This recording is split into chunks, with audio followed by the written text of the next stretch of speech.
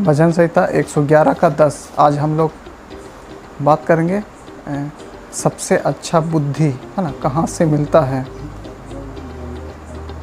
थोड़ा जोर से पढ़ो। बुद्धि का मूल यहोवा का भय है। जितने उसकी आज्ञाओं को मानते हैं उनकी बुद्धि अच्छी होती है और उसकी स्थिति सदा बनी रहेगी।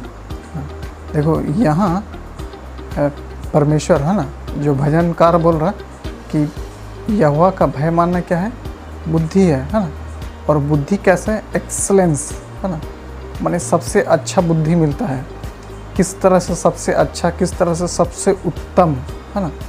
माने जब परमेश्वर किसी व्यक्ति को बुद्धि देता है, ठीक है, तो उसके सामने कोई भी ठहर नहीं सकता है ना।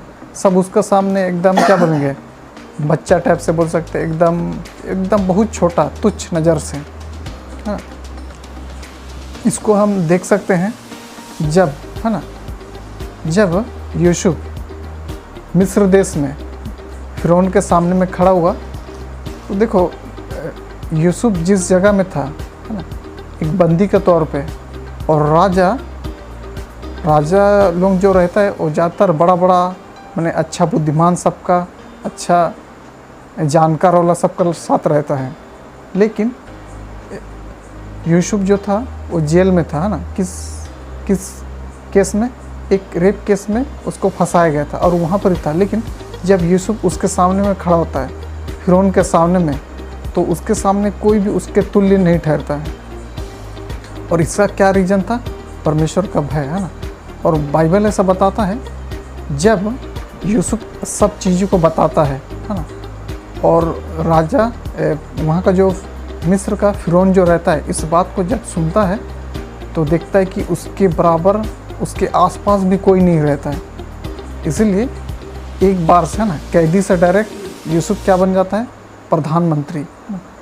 परमेश्वर किसी को भी बुद्धि देता है, ठीक है, तो उसके आसपास उसके बराबर कोई नहीं होता है। एकदम आउटस्टैंडिंग है ना, फैंटास्टिक बोल सकते हैं, एकदम गजब तरह का परमेश्वर जो बुद्धि को देता है। ठीक है, देखो दानियल के विषय में देखते हैं है ना। ये दिया हुआ है उस दानियल, उसका एक अध्याय से, उसका 1 से लेकर 21-22 तक ऐसे करके दिया हुआ है। बोलता दानियल को परमेश्वर है ना, परमेश्वर दानियल और उसका साथी सबको एकदम एक्सलेंस बुद्धि देता है ना। बाइबल बोलता है 10 गुना। देखो जब ट्रेनिंग सबका 3 साल होता है ना, दानियल का साथी लोगों का भी होता है, दानियल और उसका साथी लोगों का भी, और भी बहुत सारा लोगों का। लेकिन 3 साल के बाद जब राजा दानियल से बात करता है और भी लोगों से बातचीत करता है, तो बाइबल बोलता है कि दानियल का जो बुद्धि था है ना, सबसे एकदम गजब का था, सबसे आउटस्टैंडिंग है ना, फैंटास्टिक तरह से था। उसके बराबर कोई भी नहीं था, दानियल का तुल्य कोई भी नहीं था। एकदम गजब तरह से बुद्धिमान रहता। देखो जैसे हम बताए थे ना, बुद्धि क्या है, एक बहुत ही माने विपरीत परिस्थिति है ना, ऐसा परिस्थिति जो कि अगर गलत डिसीजन ले लेगा है ना, तो या तो सामने वाला को नुकसान हो सकता है या खुद को नुकसान हो सकता है। उस स्थिति में यानी एक तरह से बोल सकते हैं, डिसीजन मेकिंग को बोल सकते हैं बुद्धि। देखो और सब जो आदमी लोग था ना, जो दानियल के साथ जो ट्रेनिंग कर रहा था, वो लोग भी 3 साल ट्रेनिंग किया, दानियल भी किया। लेकिन ऐसा क्या हो गया कि दानियल का बुद्धि वो सबसे 10 गुना ज़्यादा माने निपुण ठहरता है।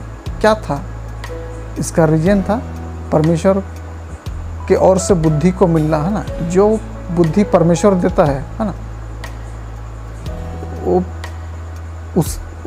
वो जो बुद्धि होता है ना, उसके सामने में कोई भी ठहरता नहीं। देखो जब दानियल ना ये